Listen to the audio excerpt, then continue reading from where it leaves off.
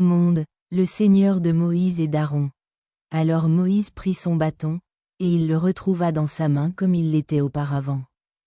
Moïse confronta les magiciens et les avertit de ne pas inventer de mensonges contre Allah. Ils tentèrent de l'en dissuader en démontrant leur loyauté envers Pharaon.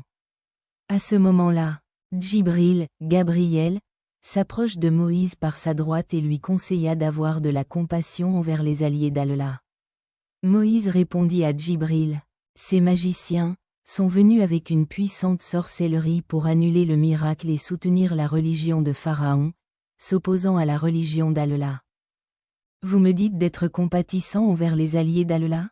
Djibril a alors informé Moïse que ces magiciens seraient dans l'état de juste jusqu'à la prière d'Aesser, fin d'après-midi, et au paradis après la prière d'Aesser.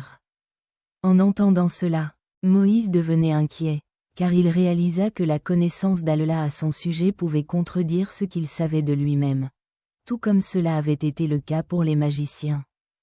Mais quand Allah savait ce qu'il y avait dans son cœur, il révèle à Moïse, « Ne crains rien. En effet, tu es le prédominant. » Cela signifiait que Moïse les prévaudrait dans cette vie mondaine et atteindrait les rangs les plus élevés au paradis.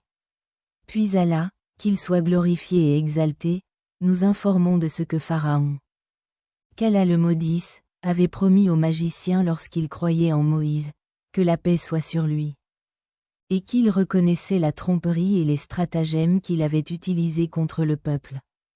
Pharaon dit, « En effet, c'est une conspiration selon laquelle vous, magiciens, avez conspiré dans la ville pour en expulser ses habitants. » Il voulait dire que s'ils réussissaient à vaincre Moïse ce jour-là, cela serait uniquement dû à leur planification délibérée et à leur accord entre eux. Ceci est similaire à ce qu'il dit dans un autre verset. En effet, c'est votre chef qui vous a enseigné la magie. Cela indique que Pharaon était conscient et reconnaissait que ce qu'il disait était faux. Moïse, que la paix soit sur lui, avait invalidé leurs mensonges. Dès que Moïse arrive de Madian, il appelle Pharaon à se tourner vers Allah et lui montra des miracles indéniables et des preuves convaincantes pour étayer la véracité de son message. À ce moment-là, Pharaon envoya des messagers dans tout son royaume et rassembla des magiciens de différentes régions d'Égypte, ceux choisis par lui et les nobles de son peuple. Il leur a promis de grandes récompenses et avantages pour garantir leur participation enthousiaste et leur volonté de démontrer leur capacité devant lui et sa cour. Moïse, que la paix soit sur lui, ne connaissait aucun des magiciens, et il ne les avait pas non plus rencontrés ni rassemblés avec eux.